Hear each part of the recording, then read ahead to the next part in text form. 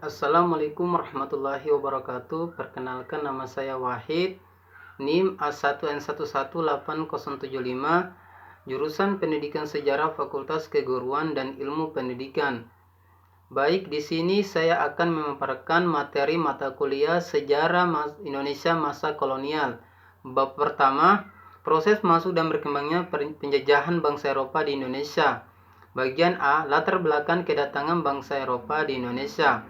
Yang pertama, runtuhnya kekaisaran Romawi.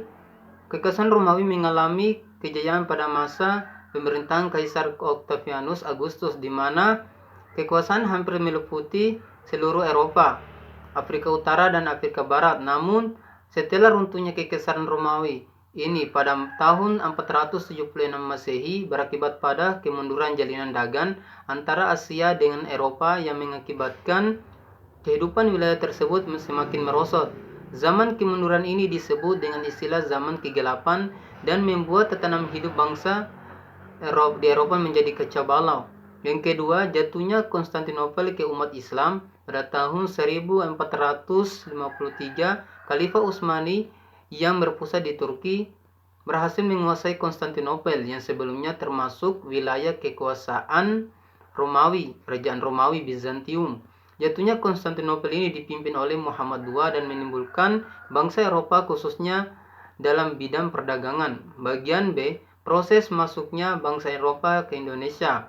Pada permulaan abad pertengahan, orang-orang Eropa sudah mengenal hasil bumi dari dunia timur, terutama rempah-rempah dari Indonesia. Dengan jatuhnya Konstantinopel ke tangan Turki Utsmani pada tahun 1453 mengakibatkan hubungan perdagangan antara Eropa dan Asia Barat Timur Tengah terputus. Hal ini mendorong orang-orang Eropa mencari jalan sendiri ke dunia timur untuk mendapatkan rempah-rempah yang sangat mereka butuhkan. Melalui penjelajahan samudera, akhirnya bangsa-bangsa barat berhasil mencapai Indonesia. Kedatangan bangsa-bangsa barat di Indonesia pada mulanya lewat kongsi-kongsi perdagangan. Kongsi-kongsi perdagangan rempah-rempah di Indonesia melalui praktik monopoli.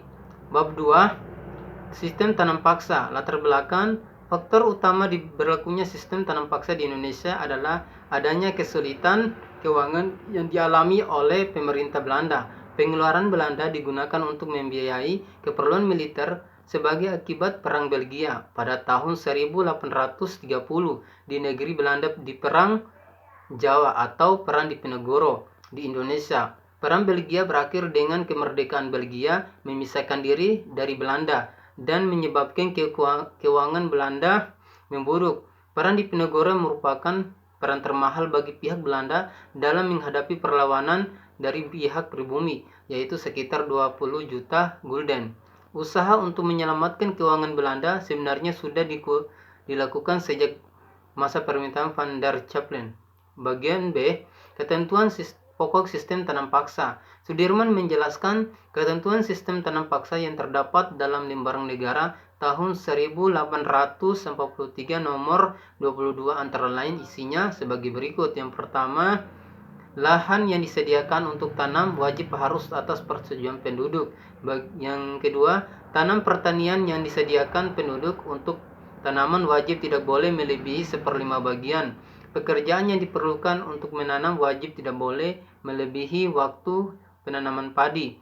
Bagian 4, tanah yang digunakan tanaman harus diberikan kepada pemerintah. Jika hasil yang diperoleh lebih dari ditaksir lebihnya diserahkan kepada penduduk. Bab 2, sistem politik ekonomi liberal. Bagian A, latar belakang terjadinya sistem politik ekonomi tanam paksa. Berikut adalah latar belakang terjadinya sistem politik ekonomi liberal.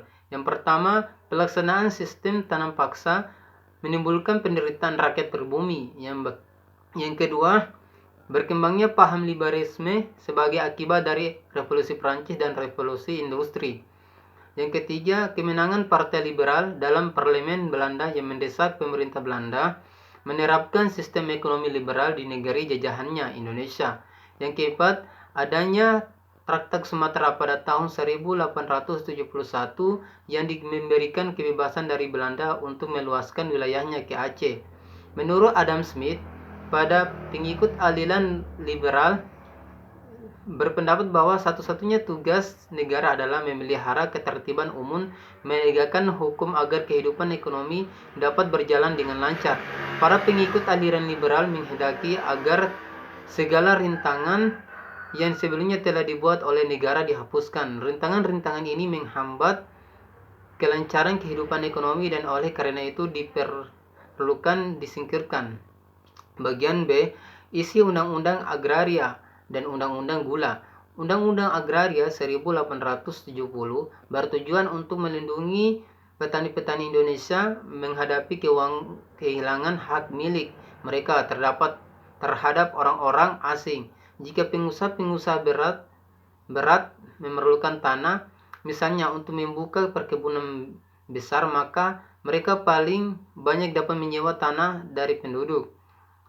Adapun isi dari Undang-Undang Agraria 1870, yang pertama, tanah Indonesia dibedakan atas tanah rakyat dan tanah pemerintah. Yang kedua, tanah rakyat dibedakan atas tanah milik yang bersifat bebas dan tanah desa tidak bebas. Yang ketiga, tanah tidak bebas adalah tanah yang dapat disewakan kepada pengusaha swasta. Yang keempat, tanah rakyat tidak boleh dijual kepada orang lain. Yang kelima, tanah pemerintah dapat disewakan kepada pengusaha swasta hingga 75 tahun. UU Gula atau dalam bahasa Belandanya adalah Sukwelwet merupakan undang-undang yang disusun Belanda pada tahun 1870. Isi dari undang-undang Gula ini adalah larangan mengangkut tebu keluar Indonesia, tetapi tebu harus diproses ke Indonesia. Bab 4, politik etis. Politik etis atau politis balas budi adalah suatu pemikiran yang menyatakan bahwa kolonial memegang tanggung jawab moral bagi kesejahteraan pribumi. Pemikiran ini merupakan kritik terhadap politik tanam paksa. Bagian A, latar belakang politik etis. Pada awalnya, sebelum dilaksanakan politik etis, keadaan sosial dan ekonomi di Indonesia begitu buruk dan jauh dari kata sejahtera, terutama untuk pendidikan pribumi yang bukan di kalangan bangsawan. Pendidikan bukan menjadi baik, justru sebaliknya. Dari bidang ekonomi, tanah-tanah para yang luas masih dikuasai oleh perantau tanah yang dimana rakyat biasa hanya sebagai penyewa dan pekerja saja. Bagian B, tujuan politik etis. Politik etis atau politik bala budi tersebut memiliki beberapa tujuan yang menjadi fokus pemerintah Belanda. Yang pertama, pendidikan edukasi. Tujuan pertama dari dicetuskan politik etis adalah untuk membantu SDM masyarakat Indonesia. Belanda memang serius terhadap ini, di mana mereka membangun banyak sekali sekolah yang diperuntukkan bagi bangsa Indonesia. Meskipun di dalam penerapan sekolah tersebut kelasnya harus dibagi lagi berdasarkan status sosial dari masing-masing siswa. Bab 5, depresi ekonomi dunia. Depresi besar atau zaman Malaysia atau adalah sebuah peristiwa menurunnya tingkat ekonomi secara dramatis seluruh dunia yang mulai terjadi pada tahun 1929. Volume perdagangan internasional berkurang drastis. Begitu pula dengan peningkatan perseorangan, pendapatan, pajak harga, dan keuntungan. Bagian A, jatuhnya pasar saham Wall Street 1929. Ekonomi Amerika memasuki masa resesi selama musim panas 1929 ketika belanja konsumen menurun dan mengakibatkan barang-barang menumpuk sehingga terus mengalami memperlambat laju produksi. Pada saat yang sama, harga saham terus mengalami kenaikan dan pada musim gugur 1939 mencapai tingkat yang tidak dapat diberikan pada 24 Oktober 1929. Investor mulai menjual saham mereka secara massal. Bagian B, memburuk depresi ekonomi. Presiden Herbert Hoover pada para peminta as lainnya memberikan jaminan bahwa krisis ekonomi akan berlaku dengan sendirinya.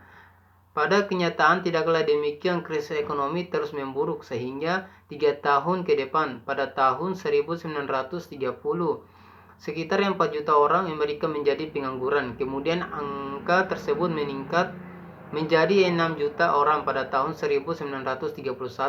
Industri juga mengalami kelesuan dengan menurunnya 50% produksi barang. Bab 6. Di Jawa abad ke-19. A. Lingkungan sosial histori awal abad ke-11 ke-20. Seperti diketahui bahwa periode munculnya gerakan Samin khususnya dan pergerakan nasional pada umumnya bersamaan dengan puncak perkembangan masyarakat kolonial. Pada umumnya bersamaan dengan puncak perkembangan masyarakat kolonial ini yang merupakan produk dan kolonialisme Belanda di Indonesia. Dalam masyarakat kolonial itu, posisi dan peran masyarakat Indonesia dipimpin oleh kaum kolonialis. Dengan berbagai cara, kaum kolonialis menguasai kehidupan masyarakat Indonesia.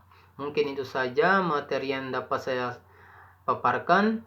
Saya tutup dengan ucapan Assalamualaikum warahmatullahi wabarakatuh.